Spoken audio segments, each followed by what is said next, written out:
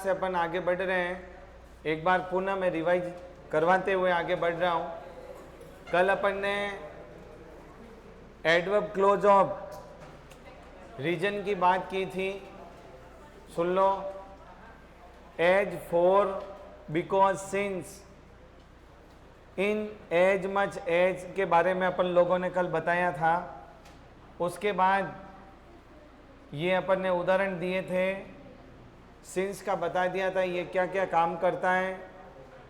जब ये टाइम बताएगा तो इसका अर्थ होगा जब से, और ये दो वाक्यों के बीच में आएगा। कहाँ आएगा? दो वाक्यों के बीच में, ये बीच में, और जब कारण बताया जाता है तो ये प्रारंभ में आएगा। ठीक है। इसके सिवा अपन ने क्या क्या बातें की वो देखो। फिर अपन ने कंजक्शन ऑफ डिग्री के अंदर एज का प्रयोग सीखा, सो एज का प्रयोग सीखा। एज, एज और लाइक और एज इफ और एज दो का प्रयोग कैसे होता है वो सीखा। फिर अपन ने एडजेक्टिव क्लोज को शुरू किया था। उसके अंदर हु, होम, हुज, विच और डेट और ये कुछ एडवर्ब थी, इनका प्रयोग अपन ने शुरू किया था। और ये जब इंट्रोगेटिव सेंटेंस में प्रयोग होते हैं तो इनका अर्थ क से प्रारंभ होता है, और जब जुड़ते हैं तो इनका अर्थ ज से प्रारंभ होता है। फिर अपन ने हूँ की बात की। हूँ से जब भी दो वाक्य जुड़ते हैं तो हूँ के बाद हेल्पिंग वर्ब या मेन वर्ब होती है। हूँ के पहले व्यक्ति या व्यक्ति का नाम होता है। फिर अपन ने होम की बात की। होम के बाद भी नाउन या प्रोनाउन, होम के पहले भी नाउन या प्रोनाउन और प्रेपोजिशन हो सकता है, प्रेपोजिशन हो सकता है। होम ऑब्जेक्ट का काम करता है।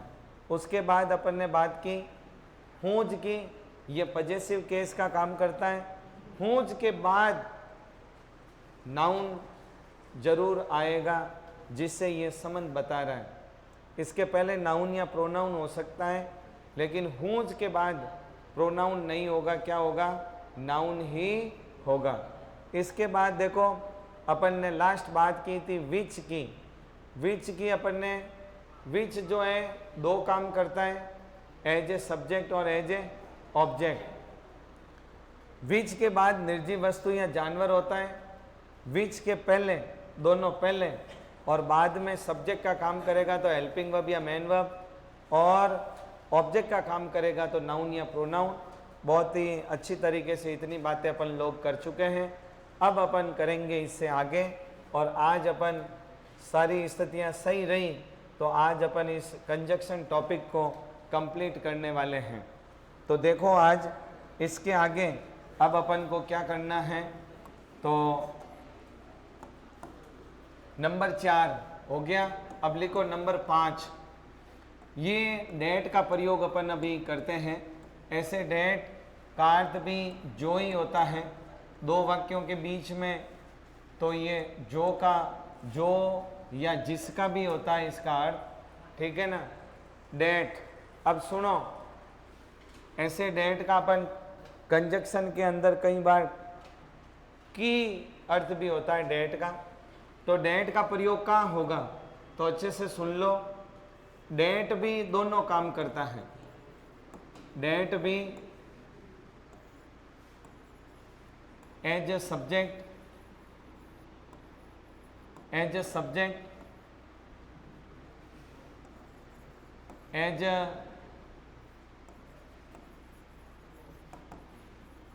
ऑब्जेक्ट, दोनों काम करता है। विच की तरह ही ये दोनों काम करता है डेट भी। और डेट का प्रयोग कहाँ करना है? बहुत ही शानदार अच्छा प्रयोग है। आपको कई बार ये, तो देखो जब प्रथम वाक्य में निम्न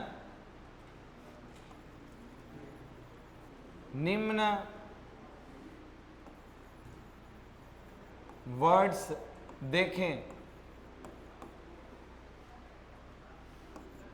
तो रिक्त स्थान में डेट का प्रयोग करें। रिक्त स्थान में डेट का कौन कौन से वर्ड हैं तो देख लो, या कौन कौन सी स्थितियां हैं।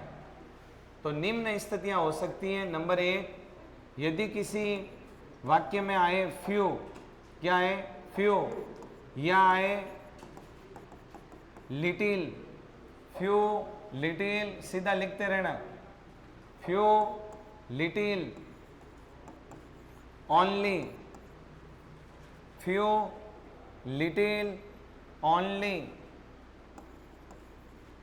None, few little, only, none,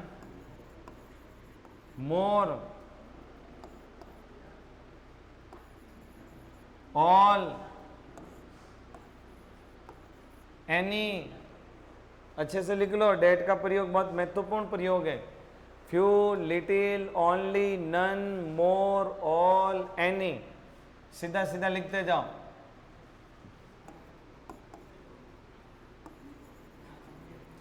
same, the same,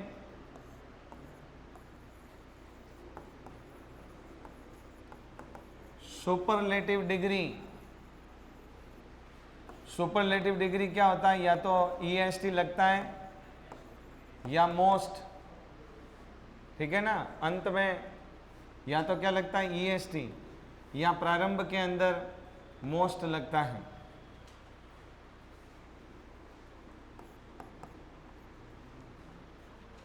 और क्या, same, the same, superlative degree, और क्या है, ये सब निशानियां बता रहा हूं, ये चीजें हो तो आपको डेट लगाना है। तो आगे देखो, और हैं, और क्या है, तो जानवर प्लस मनुष्य, एक ही वाक्य में दोनों आए, दोनों एक ही वाक्य में जानवर प्लस मनुष्य दोनों आए।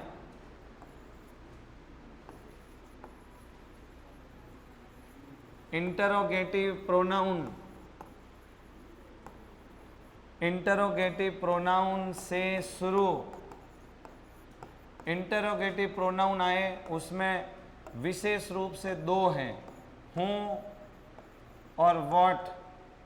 हूँ और व्हाट इंटरोगेटिव प्रोनाउन आए, हूँ या व्हाट, आपको उसकी रिक्त स्थान में डेट लिखना है। और क्या है, इनडिफिनाइट, इनडिफिनाइट प्रोनाउन, ये कौन से होते हैं रे भाई इनडिफिनाइट प्रोनाउन? तो देखो, जिनके अंत में क्या लगता है, जैसे ये somebody, something,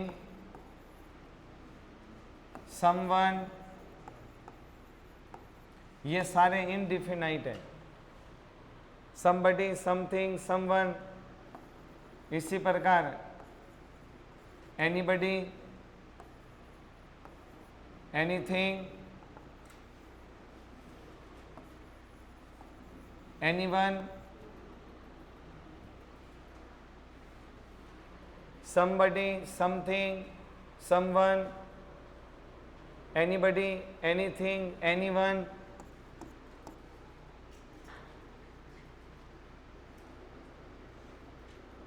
और देखो और कौन है, एवरीबडी,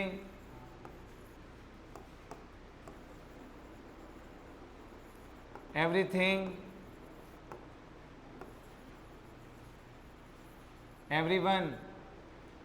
इसके सिवा हैं नोबडी, नथिंग,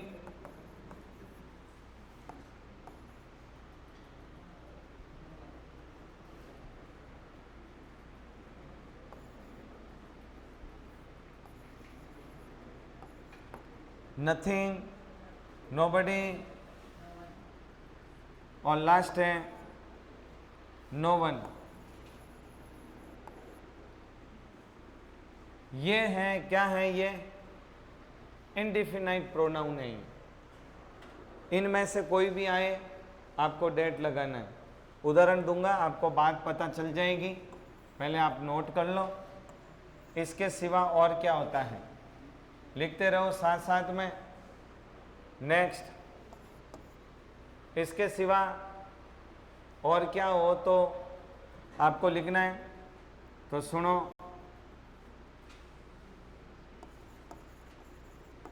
डेट का प्रयोग लिविंग के लिए अक्सर प्रयोग किसका होता है? हूं। लिविंग व नॉन लिविंग, डेट का प्रयोग लिविंग व नॉन लिविंग थिंग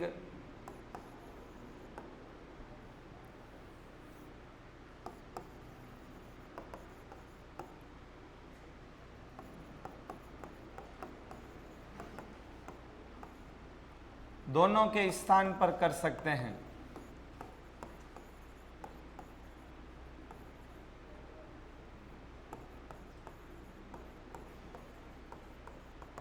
अभी उदाहरण दूंगा तब समझ में आएगी बात। ये देखो मैंने कौन सी बातें आपको लिखाई।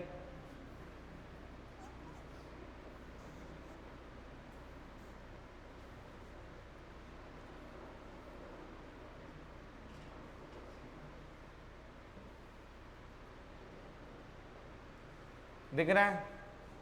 ये मैंने बातें लिखाई 1 2 3 4 5 6 7 8 9 10 11 12 13 और ये 14 बातें होने पर आप लोग डेट का प्रयोग कर सकते हैं। ये निशानियां बताई मैंने। क्या निशानियां बताई? तो वापस एक बार सुन लें आप अच्छी तरीके से। यदि किसी वाक्य में, मैं अभी उदाहरण दूंगा आपको समझ में आ जाएगा। फ्यू आ जाए, यदि लिटिल आ जाए, ओनली आ जाए, नन आ जाए, मोर आ जाए, ऑल आ जाए, एनी आ जाए, सेम आ जाए, द सेम आ जाए, सुपरलेटिव डिग्री आ जाए, एक ही वाक्य के अंदर जानवर और मनुष्य दोनों आ जाए, इंट्रोगेटिव प्रोनाउन विशेष रूप से कौन से? हूँ और व्हाट से प्रारंभ। ऐसे तो इंट्रोगेटिव प्रोनाउन बहुत सारे हैं, विशेष रूप से कौन से? हूँ और व्हाट। इनडिफिनाइट प्रोनाउन, इनडिफिनाइट प्रोनाउन ये हैं, इनके स्थान, ये कोई भी इनमें से कोई भी आ जाए। इनडिफिनाइट का मतलब होता है अनिश्चय, अनिश्चित, जिसका अपन को पता नहीं रहता। जैसे मैंने कह दिया समबडी, समबडी का मतलब होता है कुछ। अब कुछ कितने? 2 4 5, इसका किसी को पता नहीं रहता। या कहते हैं एवरीबडी, तो सभी, तो इसमें ये रहता है, इसलिए इनडिफिनाइट इसको प्रोनाउन बोलते हैं। डेट का प्रयोग सुनो, ये महत्वपूर्ण, डेट का प्रयोग लिविंग, लिविंग के लिए क्या लगता है? हूँ। नॉन लिविंग के लिए क्या लगता है? विच। दोनों के स्थान पर कर सकते हैं।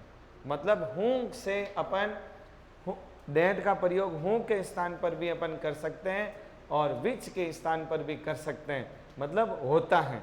ठीक है, लेकिन ये इतनी सारी चीज़ें आपके लिए मैंने बताई है, इनमें से आपको कोई भी मिले तो आप रिक्त स्थान में क्या भरेंगे? बोलो, डेट भरेंगे। ठीक है, और ये दोनों काम करता है सब्जेक्ट और ऑब्जेक्ट का। लिख दिया, ये नोट हो गया। अब उदाहरण दूंगा तब आपको बात समझ में आ जाएगी। लो लिखो,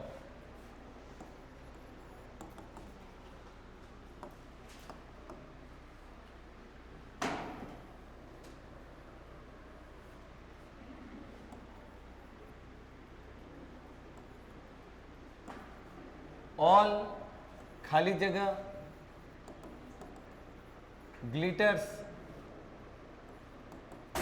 इज नॉट गोल्ड। ये पहला वाक्य है, ऑल खाली जगह glitters is not gold.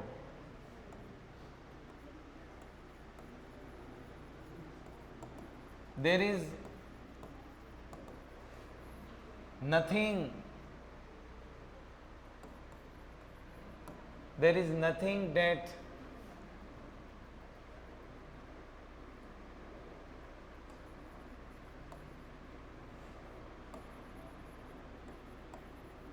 we cannot, there is nothing, we cannot solve it.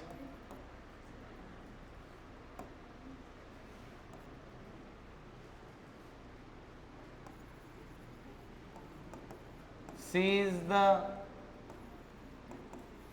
only girl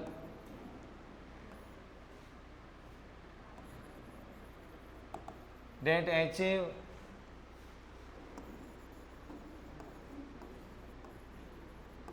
good marks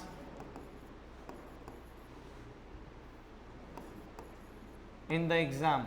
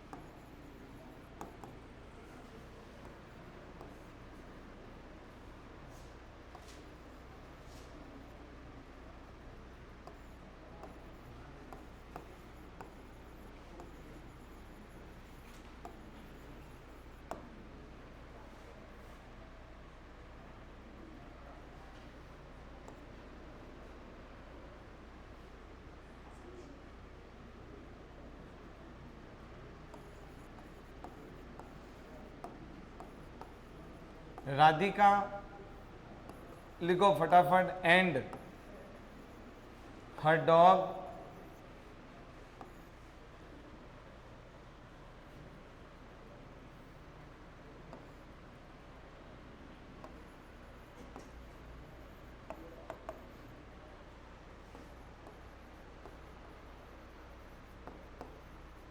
in the temple.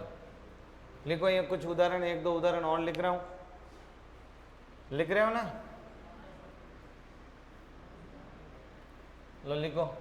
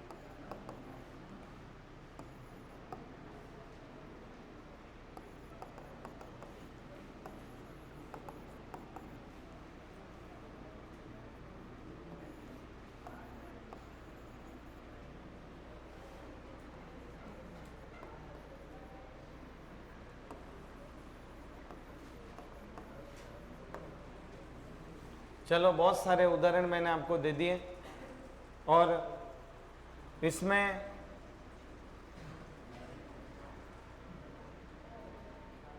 Note हो गया। अभी अपन समझते हैं इनको।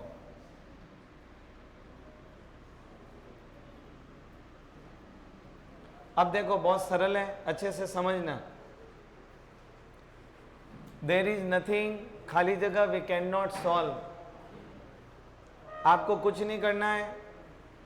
आपके यदि ऐसे दिया हुआ होगा कि आपको पढ़ना है हूँ, विच, हूँ, विच, डेट या होम, ऐसा कुछ भी आपको दिया जा सकता है। तो आप देखेंगे देयर इज नथिंग, ये देखो ये चिन्ह है, there is nothing, she is the only, ये चिन्ह है, Sachin Tendulkar is the best, superlative degree. Radhika ये तो है इंसान, हर डॉग ये है जानवर। एक ही वाक्य के अंदर इंसान और जानवर दोनों। ये देखो व्हाट से शुरू, ये हूं से शुरू क्या है, इंटरोगेटिव प्रोनाउन। इंटरोगेटिव प्रोनाउन हूं और व्हाट से शुरू 100% that. There is little milk, little, few, only, only, nothing, none, कोई भी, ये जो मैंने आपको 14 निशानियां बताई हैं, इनमें से कोई भी आपको नजर आए, आपको खाली जगह में क्या पढ़ना है प्यारे विद्यार्थियों, बोलो क्या पढ़ना है, डेट पढ़ना, बस क्या पढ़ना है, डेट पढ़ना है।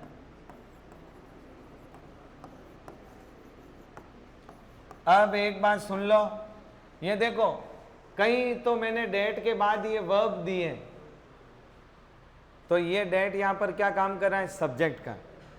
यहां पर कहीं पर ये डेट और ये प्रोनाउन है, तो ये क्या कर रहा है, ऑब्जेक्ट का काम।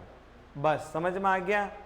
तो विच की तरह डेट भी दो काम करता है, as a subject, as a object. लेकिन आपको इतना लंबा सोचने की जरूरत नहीं है जानकारी के लिए कि सब्जेक्ट और ऑब्जेक्ट का काम। आपको तो ये 14 बातें मैंने बताई वो आपको याद रखनी है, और वो स्थितियां देखते ही आपको खाली जगह में क्या पढ़ना है प्यारे विद्यार्थियों, डेट पढ़ना। बोलो कौन सी बातें, तो ये मैंने आपके समक्ष ये बता दी। ये इतनी बातें हैं, फ्यू से, लिटिल से, only say, none, more, all, any. और ये मैंने पहला ही एक उदाहरण दब गया यहाँ, ये देखो तुम लोग बोल ही नहीं रहे हो, मैं वहां देखा तो समझ में आया। ऑल, ऑल खाली जगह, ग्लिटर्स इज नॉट गोल्ड, क्या अर्थ होता है इसका, बोलो बोलो, सुना, ये कहावत है, all glitters is not gold, हर चमकने वाली वस्तु सोना नहीं होती। तो ये ऑल आया, आपको क्या पढ़ना है, डेट। प्यारे विद्यार्थियों इसमें ये एरर के अंदर ये वाक्य आता है क्योंकि ये क्या लिखा हुआ है, ग्लिटर्स है, एस है, लेकिन यहाँ पे क्या लिखा हुआ है, इज।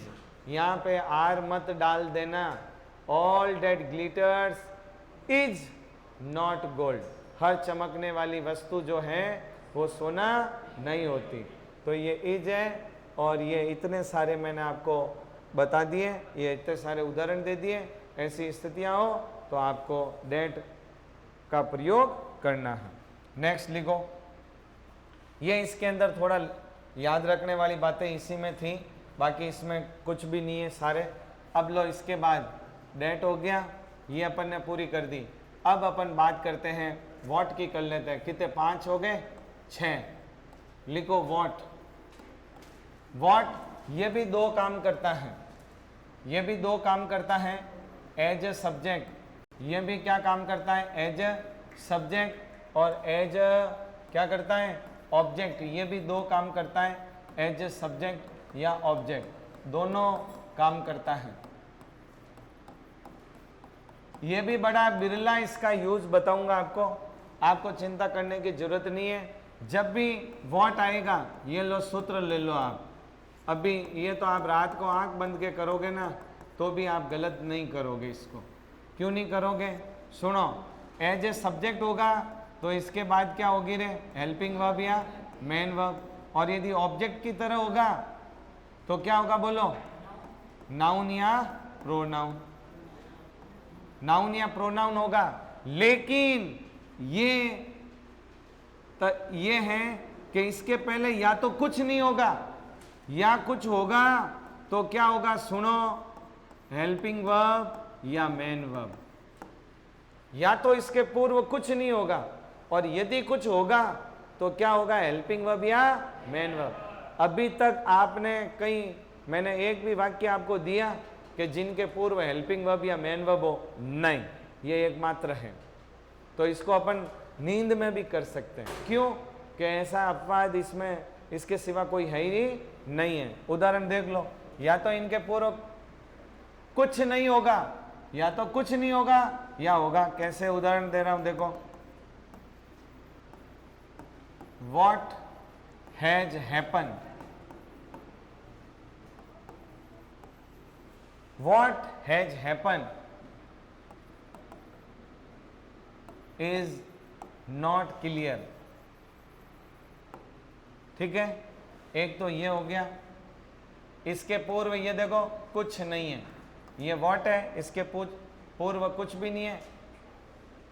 या you listen,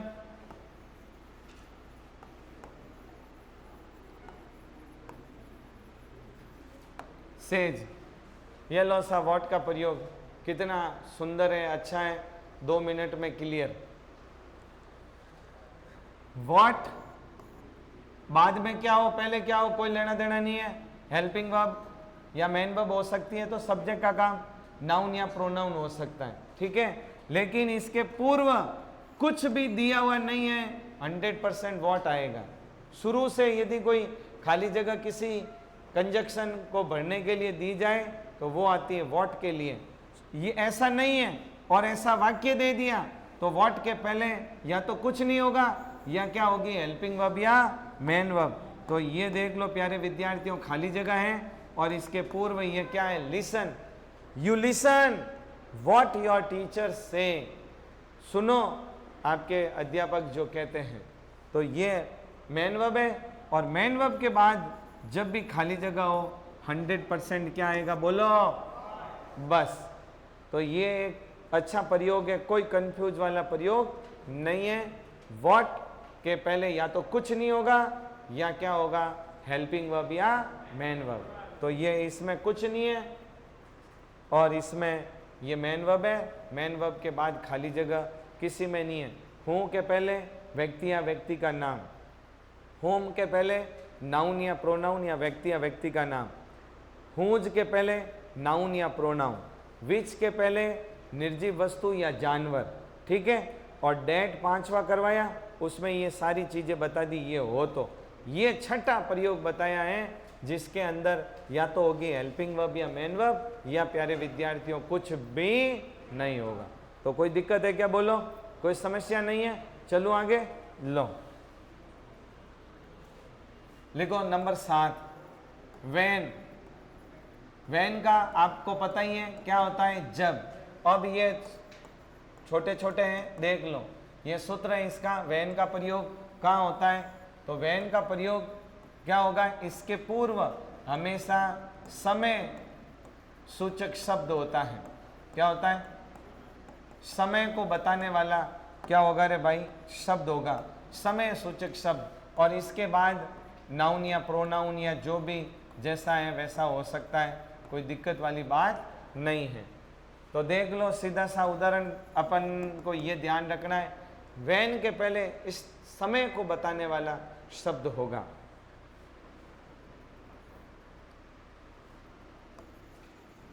C gets up at 5 o'clock, खाली जगह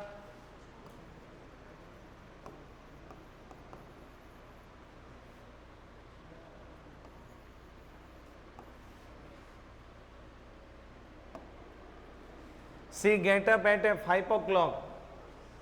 ठीक है, खाली जगह हर मदर कॉल, वह 5 बजे उठती हैं। कब, जब हर मदर कॉल, जब उसकी माँ उसको क्या करती है, आवाज लगाती है। तो ये लो खाली जगह के ये पूर्व क्या है, समय को बताने वाला क्या है, शब्द है। क्या है, समय को बताने वाला शब्द है। एक उदाहरण भली और लिख दो,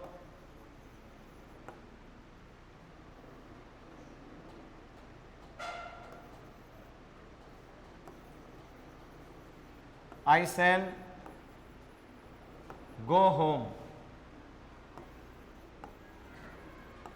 on Sunday, खाली जगह when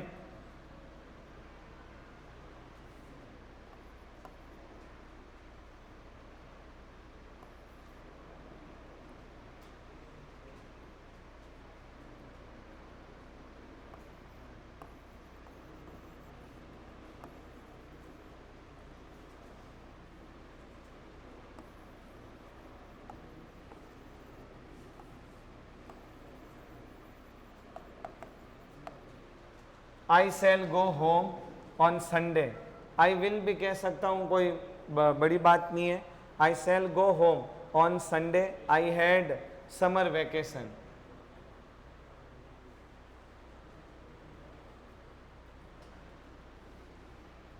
या हैव लिख दो, आई हैव समर वेकेशन। तो आपको इसमें ज़्यादा दिमाग लगाने की जरूरत नहीं है। आपको तो वैन कब बनना है, जब इस पहले क्या हो, बोलो, समय सूचक शब्द हो। बस वैन के पहले ऑन संडे, ये क्या है, समय को बताने वाला है। तो जब भी समय सूचक शब्द हो, उसके बस पहले समय सूचक शब्द होगा, उसके बाद वैन लगेगा। इसमें ज़्यादा दिमाग लगाने की जरूरत नहीं है। वैन समय को बताता है, और वैन का जब जुड़ेगा तो अर्थ होगा जब। सी गेट अप एट 5 o'clock, वह 5 बजे उठती है। वैन जब हर मदर कॉल, जब उसकी माँ उसको पुकारती है। कॉल का मतलब सिर्फ फोन ही नहीं होता। कॉल का मतलब सिर्फ क्या नहीं होता, फोन ही नहीं होता। बोलो कितना नंबर है, 8। वेयर लिखो, वेयर का मतलब क्या होता है, जहां। ये किसको बताता है, स्थान को। ये किसको बताता है, स्थान को। और ये आप लोग ऊपर लिख सकते हैं, ये किसको बता रहा था, समय को। ये समय की जानकारी इससे मिलती है, इससे मिलती है स्थान की। तो देखो अपन को इसमें भी सीधा सा सूत्र है, कुछ भी आपको इसमें ज़्यादा समस्या वाली बात नहीं है। वेयर का प्रयोग कहाँ करना है, वेयर का प्रयोग प्यारे विद्यार्थियों कहाँ करना है, तो अच्छे से सुन लो। वेयर का प्रयोग, ये तो था समय सूचक शब्द, और इसमें क्या होगा, स्थान सूचक शब्द होगा। इसके बाद कुछ भी नाउन या प्रोनाउन हो सकता है। ठीक है, ये लो उदाहरण ले लो, सीधे से इसमें उदाहरण को समझ लो अच्छे से। वेयर जहां,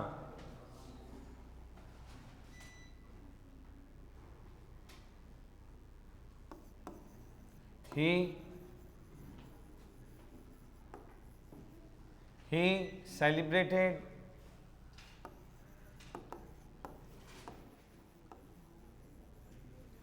his home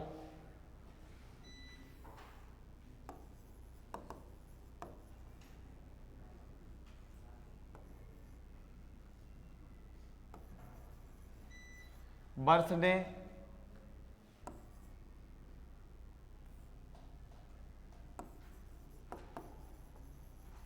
at home।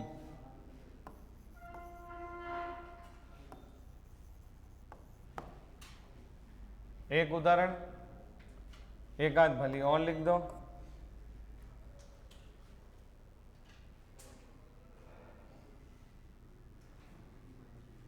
तो इसमें क्या दिया जाएगा, देखो स्थान बताया जाएगा। इसमें क्या बताया जाएगा, स्थान सूचक शब्द दिया जाएगा। ये देखो, he celebrated his birthday at home, उसने अपने जन्मदिन को कहाँ मनाया, एट होम, घर पे मनाया।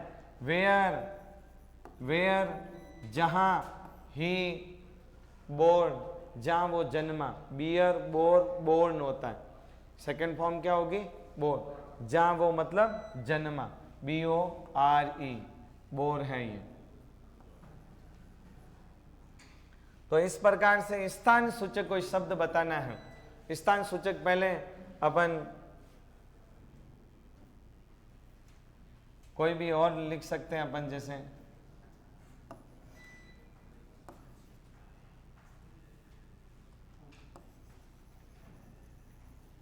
I learned that lesson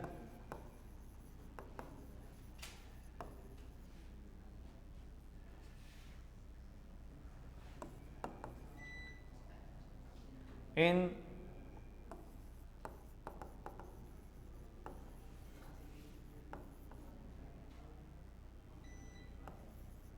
Uttam classes, where I learned that lesson in Uttam classes, where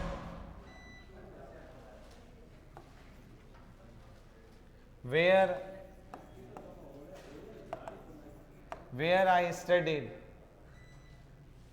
तो स्थान सूचक शब्द के पहले आप लोग क्या लगाएंगे, बोलो। आई लर्न, यानी मैंने सीखा। डेट लेसन, ये जो पाठ है वो मैंने सीखा। कहा, ये स्थान है, ठीक है। जहां मैं पढ़ा, आई स्टडी।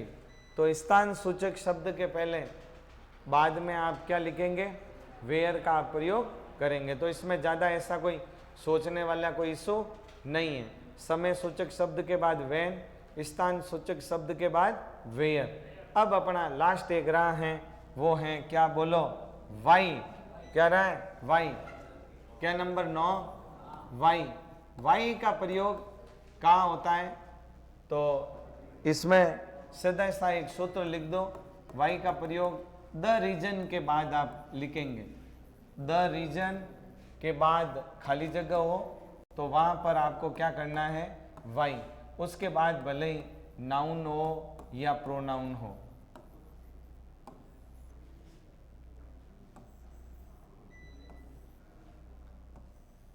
बस आपको तो द रीजन लिखा हुआ होगा।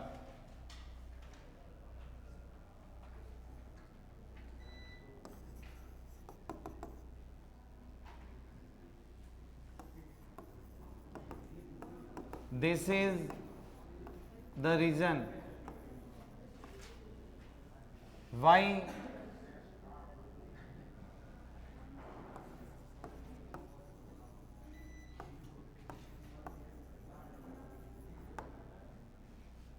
This is the reason why he works hard.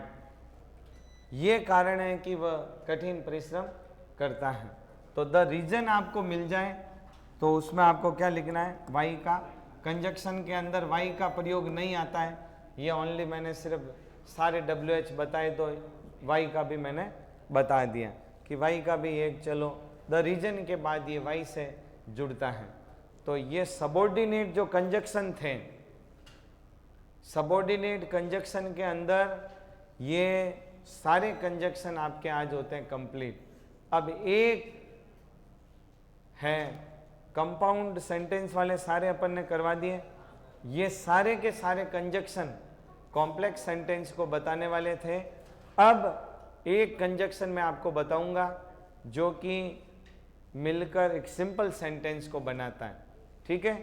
बाकी कुछ नहीं। अब लिखिएगा, लास्ट एक लिख दो, अदर, अन्य।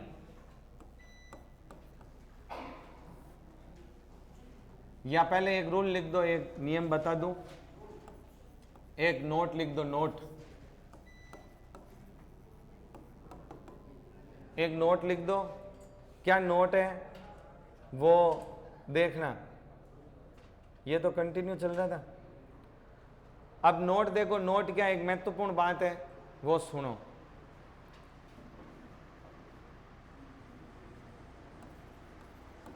जब भी किसी वाक्य में रिलेटिव प्रोनाउन आए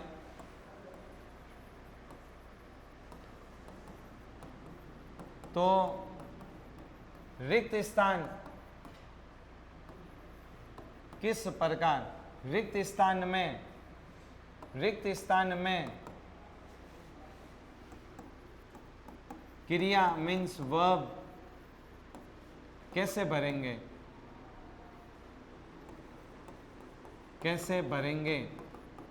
तो ये उससे संबंधित और बहुत ही महत्वपूर्ण बात है भाई।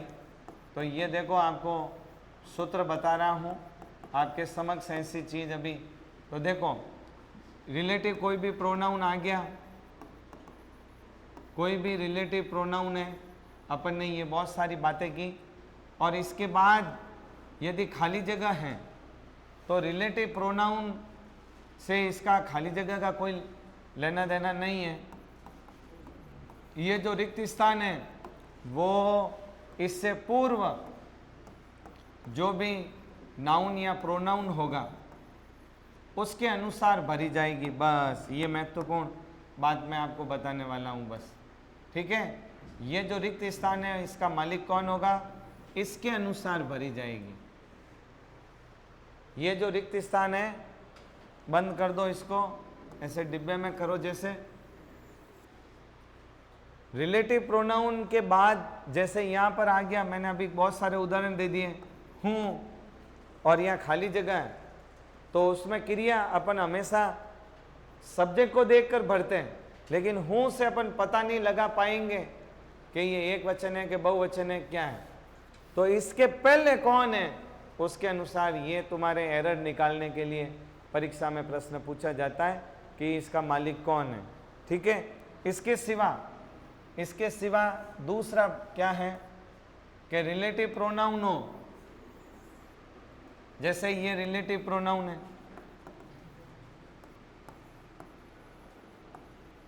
रिलेटिव प्रोनाउन है, और यदि इनके बाद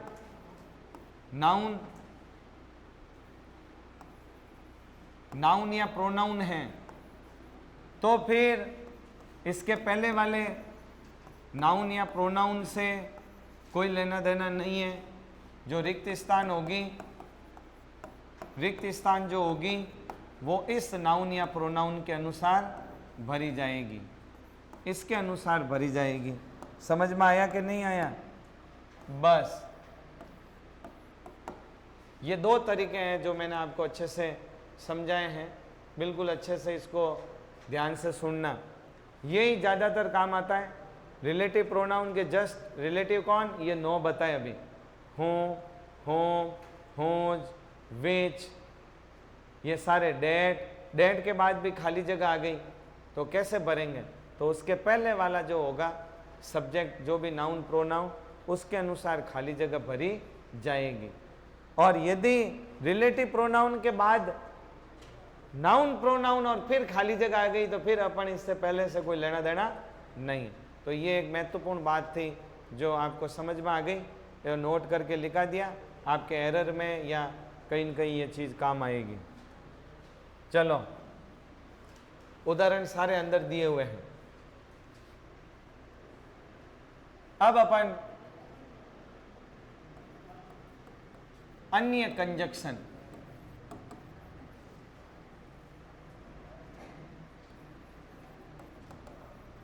अन्य कुछ कंजक्शन है, उसके अंदर मैं आपको एक बता रहा हूं,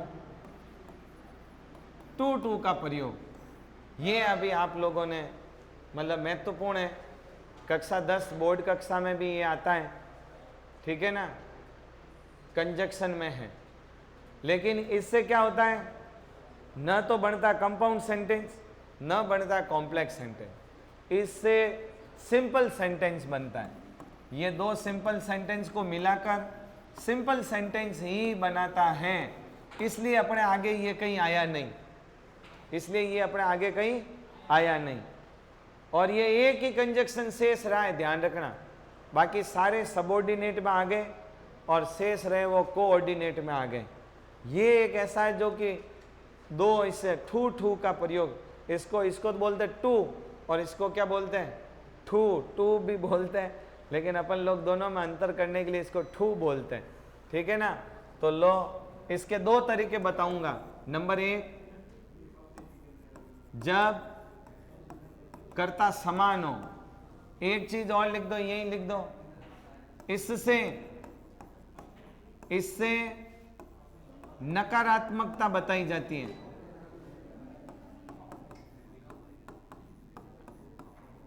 इससे क्या बताई जाती है, नकारात्मकता। वो वाक्य में लागेला तो वाक्य नकारात्मक अर्थ देवेला, वाक्य क्या देगा, नेगेटिव अर्थ। और इसके दो तरीके हैं, ये दो तरीके होते ही आज की अपनी क्लास पूर्ण होगी, क्योंकि टॉपिक भी अपना कंप्लीट होगा और फिर अपन कल की क्लास में नया टॉपिक प्रीपोजिशन शुरू करेंगे। लिखो दो तरीके इसके। नंबर 1, जब सब्जेक्ट समान हो, बहुत प्यारा कंजक्शन है ये, परीक्षाओं में पूछा जाता है। सो डैट और टू इन दोनों एक दूसरे का ऑपोजिट है, इनकी जगह पर ये और इनकी जगह पर ये प्रयोग कर सकते हैं, लेकिन कैसे, सुन लो। जब सब्जेक्ट समान हो तो आपको क्या करना है, ये लो सा सबका सूत्र दिया है, तो इसका भी आपको सूत्र दे रहा हूं। सबके आपको सूत्र दिए, आज समझ में आ गए, 4 दिन भूल गए, सूत्र देख लो, वैसे सेट कर लो। देखो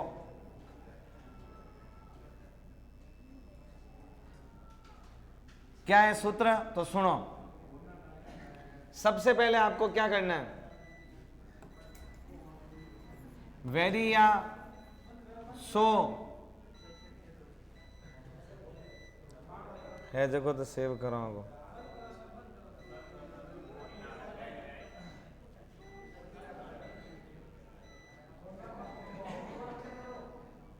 बस बस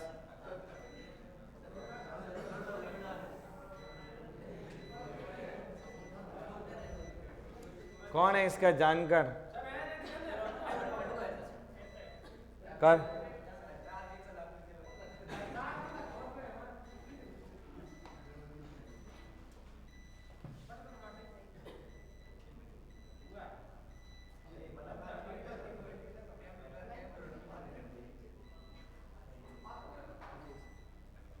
क्या हुआ,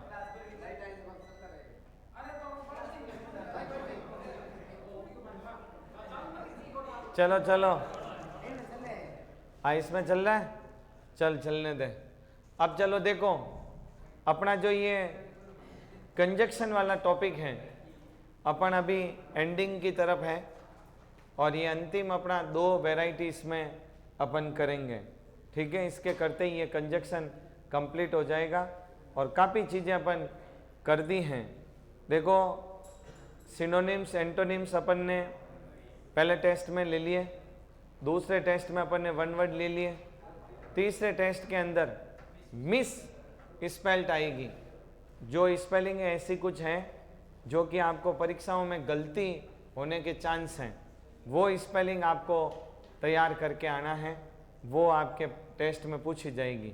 कब है आपका टेस्ट, सोमवार को ही है ना, तो सोमवार को उस टेस्ट के अंदर वो चीज़ें आएगी।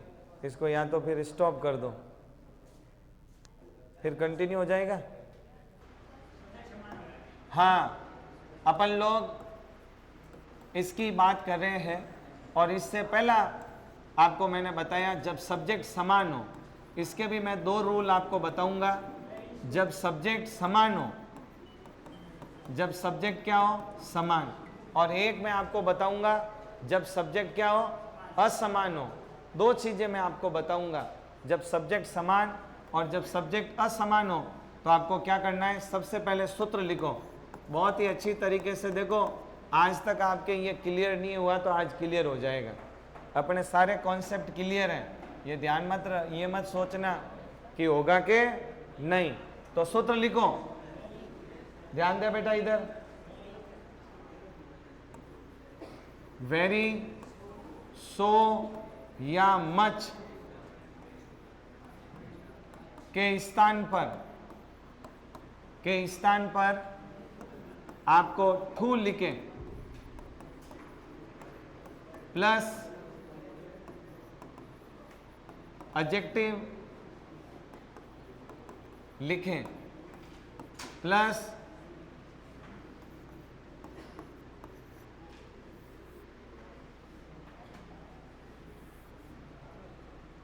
वेरी या सो मच के साथ स्थान पर टू लिखें प्लस एडजेक्टिव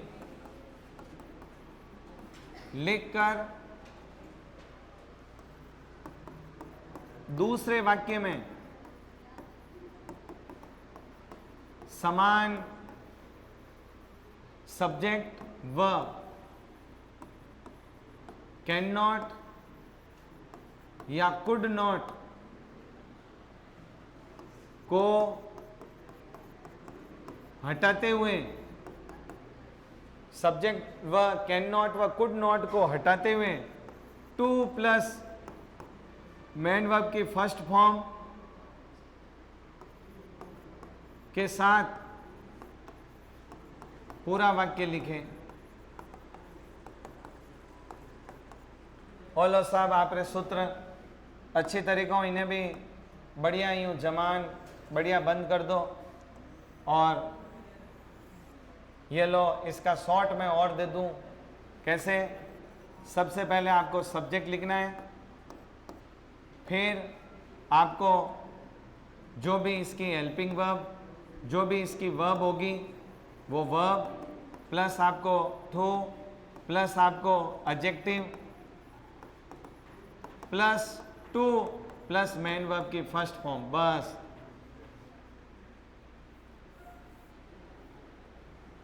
प्लस ऑब्जेक्ट, ये इतना सा आपको काम करना है। ये ऐसा वाक्य आपको बनाना है। कैसे बनाना है? ये लो दो वाक्य,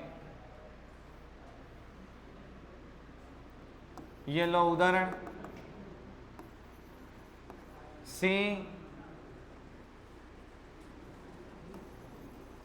She was very tired. She could not walk. She could not walk. अब आपको इससे टू का प्रयोग करना है। तो कैसे करना है? ध्यान दो इधर।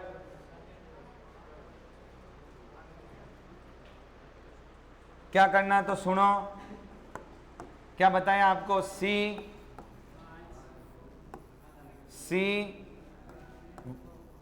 ये लो वर्ब जो है। अब आपको क्या लिखना है? वेरी हो सकता है, सो हो सकता है, मच हो सकता है। उसके स्थान पर टू, ये जो भी, ध्यान दे इधर। टायर्ड, ठीक है, उदाहरण लिख दो। ये टू सेम चीज को हटा दो, कुड नॉट को हटा दो और ये वॉक कर दो, बस यहां तक बात लिखो। क्या समझ में आया? सुनना। वेरी, सो, मच के स्थान पे टू, ये जो भी इसकी एडजेक्टिव है ये लिख दिया। लिखकर दूसरे वाक्य में समान सब्जेक्ट को हटा दो, क्योंकि ये भी सी और ये भी सी था। फिर कैन नॉट या कुड नॉट है, उसको क्या कर दो? हटा दो। टू लिख दो और मेन वर्ब की फर्स्ट फॉर्म के साथ शेष वाक्य लिख दो। इतनी बात आपको मैंने पहला नियम बताया। अब रहा इसमें दूसरा नियम, इसको स्टॉप कर।